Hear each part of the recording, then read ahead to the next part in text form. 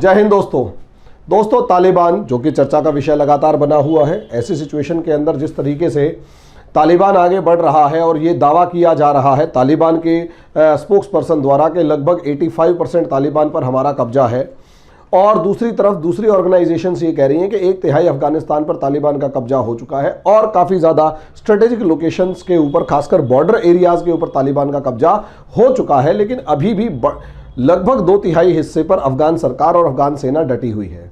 अब ऐसी सिचुएशन के अंदर जो दावा है वो कितना सही कितना गलत, और आगे सवाल ये कि क्या तालिबान अफगानिस्तान पर अपना कब्जा पूरे तरीके से कर पाएगा, इस चीज़ के ऊपर हमें सोचना है और इसी चीज़ के ऊपर आज का डिस्कशन करेंगे। लेकिन उससे पहले छोटी सी इन्फॉर्मेशन दोस्तों कि अगर आप IAS PCS की तैयारी कर रहे हैं तो आपकी तैयारी के लिए हमारा जीरो टू हीरो सीरीज सबसे ज़्यादा इंपॉर्टेंट रामबाण सिद्ध होगा, क्योंकि NCERT के बेसिक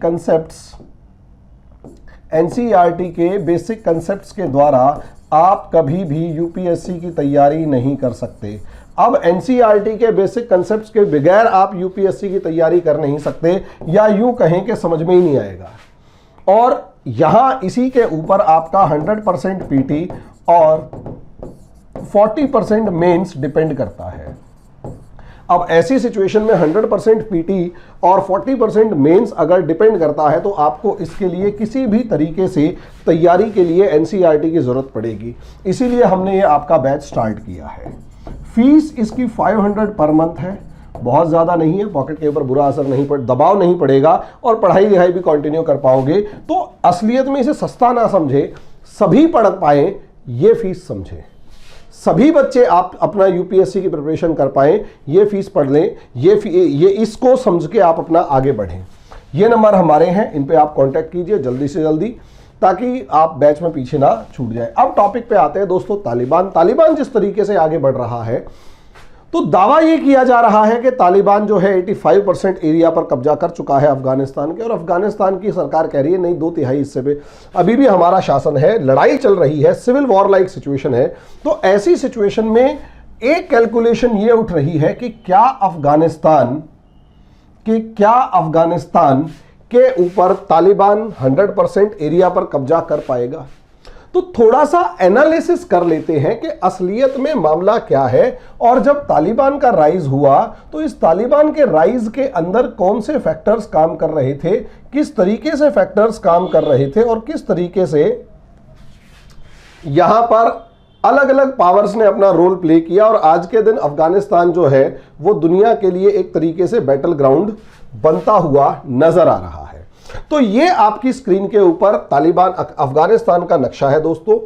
अगर आप देखें तो तालिबान का जो ओरिजिन है वो कांधार से हुआ, और कांधार के बाद जब इन्होंने कांधार शहर को जीता, आसपास के इलाके को जीता 1996 में, तो इसको पाकिस्तान से सपोर्ट मिला। और जैसे ही पाकिस्तान से इसे सपोर्ट मिलना शुरू हुआ तो ये धीरे धीरे हेरात से लेकर काबुल तक के बड़े इलाके तक कब्जा करता चला गया। लेकिन फिर भी अगर आप देखें तो क्या तालिबान ने 100% अफगानिस्तान पर कब्जा किया था, तो आंसर है नहीं। तालिबान जब अपनी पूरी पावर में था, जब तालिबान अपने चरम पर था 1996 से लेकर 2001 तक, तब भी तालिबान लगभग 50-60% अफगानिस्तान के ऊपर ही कब्जा कर पाया था। और अभी भी तालिबान के अलावा दूसरी गवर्नमेंट्स मौजूद थी, अल्टरनेट गवर्नमेंट मौजूद थी, और नॉर्दर्न अलायंस के नाम पर अफगानिस्तान से लड़ने वाले दूसरे ऑर्गेनाइजेशंस अभी भी मौजूद थे। तो ऐसे में सवाल यह है कि क्या तालिबान 100% कामयाब हुआ था, तो आंसर है पहले भी नहीं हुआ था।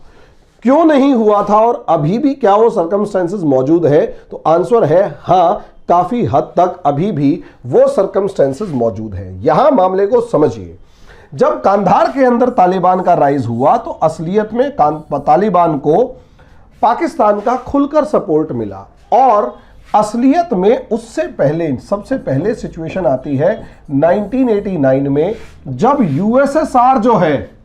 यूएसएसआर जो है वो बैटल ग्राउंड छोड़कर भाग गया।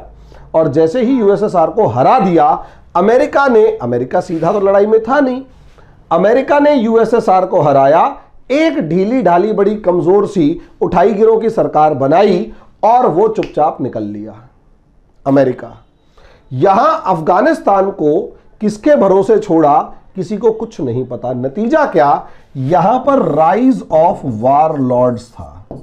वार लॉर्ड्स का मतलब आप अफगानिस्तान के अगर पूरी सिचुएशन को समझें तो अफगानिस्तान के अंदर आज भी कबीले हैं, क्लैंस हैं, जो 1, 2, 5, 10 गांव के अंदर 20-20 गांव में रहते हैं और उनके लिए कबीला ही सब कुछ है और कुछ नहीं है। देश बाद में देखेंगे, कबीला सबसे पहले सब कुछ है और वहीं से सारा सिस्टम चलता है उनका। और वो कबीले बहुत ही वेपनाइज्ड हैं, बहुत उनके पास वेपन्स मौजूद है। छोटे से छोटे बच्चों को ट्रेनिंग देना शुरू करके बड़े से बड़े लेवल पर पूरी तैयारी करके ये लोग रखते हैं। जब यहां से यूएसएसआर निकल गया, अमेरिका यहां पर था नहीं, कोई बड़ी पावर यहां पर नहीं थी। नतीजा उसका यह हुआ दोस्तों कि ये सारे वार लॉर्ड्स जबरदस्त लेवल पर अपने एरिया को बढ़ाने के लिए, कब्जे को बढ़ाने के लिए आपस में लड़ने लगे। और ये वार लॉर्ड्स के पास हथियारों की कोई कमी नहीं थी, क्योंकि एक ग्रुप को रशिया सपोर्ट कर रहा था, दूसरे ग्रुप को अमेरिका और अमेरिका सपोर्ट कर रहा था। बाद में पाकिस्तान ने सपोर्ट करना शुरू कर दिया। नतीजा उसका यह हुआ कि अल्टीमेट लेवल पर यहां एक तरीके से 1989 से लेकर 1996 तक जब एनार्की फैली, तो एनार्की जैसे ही फैली, एक अराजकता फैली, हर कोई एक दूसरे की गर्दन काट रहा था। उसका आउटकम यह था कि हर आदमी परेशान था। कांधार से तालिबान का राइज होता है, स्टूडेंट ग्रुप्स जो मिलिशिया की फॉर्म में आए और उन्होंने सारे वारलॉर्ड्स को मारना शुरू किया। और 1996 से लेकर 2001 के बीच में इसने लगभग सारे वारलॉर्ड्स, जितने भी ये गुंडे बदमाश कहो या वारलॉर्ड्स का मतलब लोकल टाइप की बहुत ही योद्धा, इन सबको कमजोर किया और मार डाला, बहुत बड़ी संख्या में मारा। तालिबान के सामने ये सारे वारलॉर्ड्स कमजोर तो हो गए थे, लेकिन तालिबान की हरकतों को देखते हुए, जिस तरीके से तालिबान ने एक बड़े हिस्से पर कब्जा कर लिया था, उसको देखते हुए माने या ना माने यहां पर नॉर्दर्न अलायंस नाम का एक गुट बना था और ये नॉर्दर्न अलायंस तालिबान से लड़ रहा था। इसके पीछे रशिया खड़ा हुआ था, इसके पीछे ईरान खड़ा हुआ था और काफ़ी हद तक आता है कि आज के दिन शोर जिस तरीके से मच रहा है कि इंडिया भी वहाँ पर हथियार और कुछ का तो यहाँ तक दावा है कि सैनिक भी भेज रखे थे इंडिया ने भी। अब ऐसे में तालिबान को रोकने के लिए ये सारी पावर्स एक साथ मौजूद थी, ताकतवर थी। नतीजा ये कि तालिबान को उन्होंने रोके रखा। 2001 के अंदर यहां पर अमेरिका भी आके कूद पड़ा, तो तालिबान और ज्यादा कमजोर हुआ और तालिबान का एरिया सिमट कर पाकिस्तान के बॉर्डर्स तक ही रह गया। यहां जो तालिबान पूरे इलाके में काबिज था, उसे कहीं ना कहीं इतनी बुरी तरह मारा गया कि तालिबान का जो डोमिनेंस था वो पाकिस्तान अफगानिस्तान के बॉर्डर तक सीमित रह गया। जैसे ही अमेरिकन फोर्स हमला करती, तालिबानी भागकर पाकिस्तान में घुस जाते, थोड़ा सा दबाव कम होता, तालिबानी भागकर दोबारा अफगानिस्तान में आ जाते। और इस तरीके से आप देखें कि तालिबान जो है वो पाकिस्तान अफगानिस्तान के बॉर्डर एरियाज में मौजूद था। अब जब तालिबान यहां बॉर्डर एरियाज में जिस तरीके से मौजूद था, तो यहां अगर आप इसका नेक्स्ट लेवल या नेक्स्ट स्टेप देखेंगे तो आपको खुद ही समझ में आ जाएगा दोस्तों कि असलियत में यहां इन 20 साल में 2001 से लेकर 2021 तक अगर देखा जाए तो एक तरफ तो अफगानिस्तान के अंदर अफगान की डेमोक्रेटिक गवर्नमेंट जो है उसे एस्टेब्लिश किया गया, इसमें कोई शक की बात नहीं है। लेकिन क्या अफगानिस्तान में उन कबीलों को खत्म कर दिया गया या वो कबीले खत्म हो चुके हैं जो पहले भी नॉर्दर्न अलायंस में थे? तो आंसर है नहीं। आज भी वो कबीले और कम से कम उन वार लॉर्ड्स के वंशज आज भी यहां अफगानिस्तान के अंदर मौजूद हैं जो तालिबान से किसी तरीके की सिमिलैरिटी नहीं रख रहे।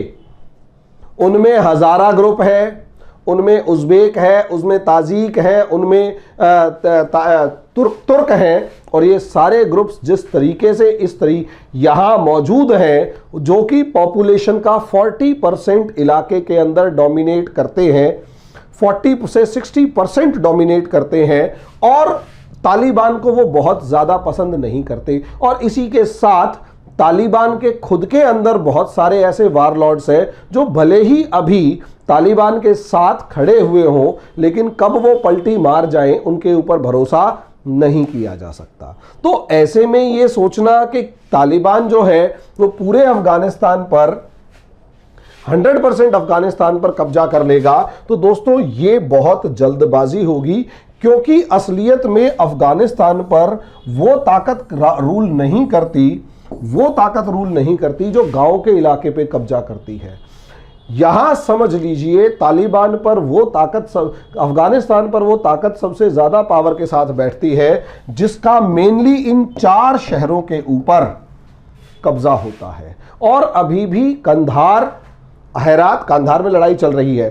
कंधार, हेरात, मज़ार शरीफ और काबुल, ये अभी भी अफगान फोर्सेस के स्ट्रॉन्ग होल्ड में है। कई जगह पर वहां कमजोर हो रहे हैं, जैसे मज़ार शरीफ के मामले में अफगानिस्तानी सरकार का हाल बुरा हुआ है काफी ज्यादा, लेकिन अफगानी सेना का, लेकिन फिर भी अभी कहीं ना कहीं बैटल चल रही है, बैटल ग्राउंड बना हुआ है। ऐसी सिचुएशन में दोस्तों समझिए यहां दूसरी एक सिचुएशन और है। अच्छा, यहां तालिबान बड़ी तगड़ी चालाकी ये दिखा रहा है इस बार कि उसने जिस तरीके से कब्जा किया, तो उसने सीधा शहरों पर हमला करने की जगह बॉर्डर इलाकों के ऊपर कब्जा करना शुरू किया है। चाहे वो पाकिस्तान से लगा हुआ बॉर्डर हुआ, चाहे ताजिकिस्तान, उज्बेकिस्तान, तुर्किस्तान या ईरान, किसी भी देश से लगा हुआ बॉर्डर है, उस बॉर्डर को सील करने की कोशिश करी, उस बॉर्डर पे अपना कब्जा करने की कोशिश करी, और लगभग 40% जो बॉर्डर एरिया है उस पर कब्जा कर दिया। ये अफगानिस्तान की, ये तालिबान की सबसे इंपॉर्टेंट चाल है कि बाहर से इन वारलॉर्ड्स को बाहर से किसी तरीके की कोई मदद ना पहुंच सके। ये जो अचीवमेंट है ये आगे जाकर तालिबान को एक सक्सेस तक पहुंचा सकती है, लेकिन जिस तरीके से SCO समिट हो रहा है और हर कोई अपनी अपनी गोटियां फिट करने की कोशिश कर रहा है, जिस तरीके से रशिया के बारे में भी सोचा जा रहा है, पॉलिसीज के बारे में, ईरान के भी अपने कहीं ना कहीं हित टकरा रहे हैं तालिबान से, शुरू हो चुकी है। तो ऐसी सिचुएशन के अंदर अभी बहुत जल्दी गैस करना, मतलब अभी किसी भी तरीके का गैस करना बहुत जल्दी होगा कि सिचुएशन कहां जा रही है, क्योंकि अभी तक अगर आप देखेंगे इस एरिया की पावर्स ने अपने कार्ड्स नहीं खोले हैं। हर कोई सोच समझकर कदम उठाने की कोशिश कर रहा है, बहुत सोच समझ के अपने कार्ड्स खोलने की कोशिश कर रहा है, और डिसीजन अभी किसी का क्लियर नहीं है, क्योंकि हर कोई जानता है कि तालिबान को एक पावर मानना पड़ेगा, इसे इग्नोर नहीं कर सकते। लेकिन अगर ये तालिबान खुलकर ग्रो कर गया तो ये तुम्हें इग्नोर करने लायक नहीं छोड़ेगा, तुम्हारी दुर्गति कर देगा। इसलिए तालिबान को इग्नोर भी नहीं कर सकते और रोकना भी बहुत ज्यादा जरूरी है। तो बीच का रास्ता अपनाते हैं कि बीच का रास्ता क्या है वो देखा जाएगा। अगर दोस्तों ऐसी सिचुएशन में आगे क्या होता है वो तो देखा जाएगा। तालिबान कोई ऐसा सिग्नल देता है जिससे रशिया, ईरान, इंडिया या चाइना को किसी तरीके की समस्या होनी शुरू हो जाए, तो आगे आने वाले समय में तालिबान के लिए बहुत बुरी हालात हो सकते हैं। लेकिन जिस तरीके से तालिबान अभी सिग्नल्स दे रहा है और वो ये कह रहा है कि चाइना अफगानिस्तान का दोस्त है, कश्मीर से उसका कोई लेना देना नहीं है, इंडिया से भी 2-4 रिलेशंस की बात की जा रही है, और जिस तरीके से रशिया के अभी SCO समिट के अंदर रशिया के मुंह से निकला कि, और सबसे पहली बात यही आई कि भाई आज ही आई कि इग्नोर नहीं, तालिबान को अफगानिस्तान में इग्नोर नहीं किया जा सकता। तो कहीं ना कहीं एक अलग ही खिचड़ी पक रही है जो अभी किसी भी तरीके से डिस्कस करना बहुत जल्दी होगी। लेकिन हाँ, यह पक्का है कि क्या तालिबान अफगानिस्तान पे 100% कब्जा कर पाएगा, तो देखिए ऐसा 100% नहीं है, नहीं कर पाएगा। कुछ इलाके ऐसे जरूर होंगे जहां पर पड़ोसी देश अपना एक स्ट्रांग होल्ड बनाए रखेंगे और वो जो स्ट्रांग होल्ड है वो तालिबान को हमेशा दबाए रखने के लिए, चेक एंड बैलेंसेस के लिए बहुत ज्यादा जरूरी है। और अगर ये होल्ड नहीं बनाए रखा गया तो मैं इस पे पहले भी वीडियो बना चुका हूं कि तालिबान एक चलता फिरता विस्फोटक किसी भी देश के लिए है, जो आगे आने वाले समय में भारत क्या दुनिया के इस हिस्से के देशों के लिए खतरनाक सिद्ध हो सकता है। बाकी समय के हिसाब से डिस्कस किया जाएगा कि आगे इसमें क्या सिचुएशन बनती है। अभी के लिए इतना ही, धन्यवाद।